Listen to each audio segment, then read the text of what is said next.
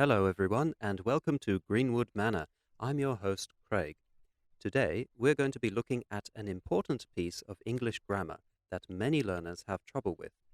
The English verb to go can be followed by a number of different verbs that express activities. The second verb in this grammatical construction needs to be in the ing form. For example, I'm going shopping. I'm going jogging. I'm going riding. I'm going driving.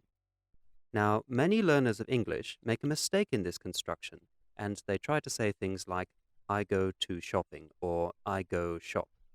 They make this mistake because many people learn that the verb go is always followed by the preposition to, but this is not always true.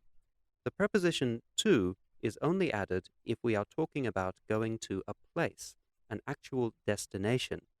However, if the word following go is not a place, but an activity, then we use a verb with the ing suffix. So we can say, I'm going to school, I'm going to work, I'm going to England for a holiday. Of course, going to has a second meaning because it can express the future tense. In this case, it has the same meaning as will. So we can say, I'm going to talk to him tonight, which is the same as I will talk to him tonight. I'm going to go to the football tomorrow. That has the same meaning as I will go to the football tomorrow. I'm going to finish my work soon has the same meaning as I will finish my work soon. In this case, the verb following go to is always the infinitive form and does not have the suffix ing. However, if we are talking about an activity, then we do not use the preposition to. Instead, we use the ing form of the verb. For example, I go shopping there every Monday. I go shopping there twice a week. I go shopping there all the time. I sometimes go fishing with my brother. So the second verb here is a continuous activity. It's something that you do regularly or habitually, or something that takes up a length of time. It isn't a single action or something that happens quickly. So let's take a look at these 4 sentences. The first one, he went to find his watch. In this sentence, we can only say to find because finding is a single action that does not take up a lot of time. In sentence 2, however, looking for is a process that takes some time.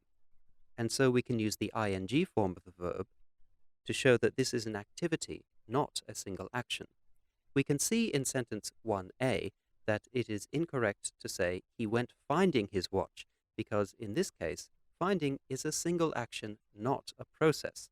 However, in sentence 2a, we could say he went to look for his watch because after to, we are simply talking about intention.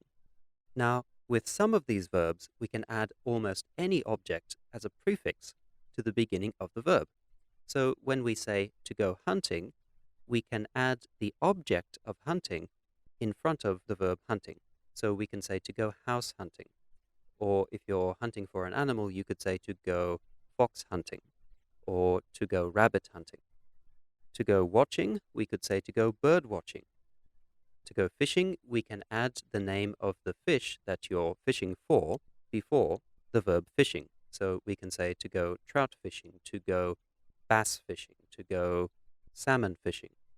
And when we say to go shopping, we can add the object of your shopping to the beginning of the verb. So we can say to go shoe shopping, to go clothes shopping, to go grocery shopping. So here is a list of these verbs that use this construction. Not every verb in English can use this type of grammar.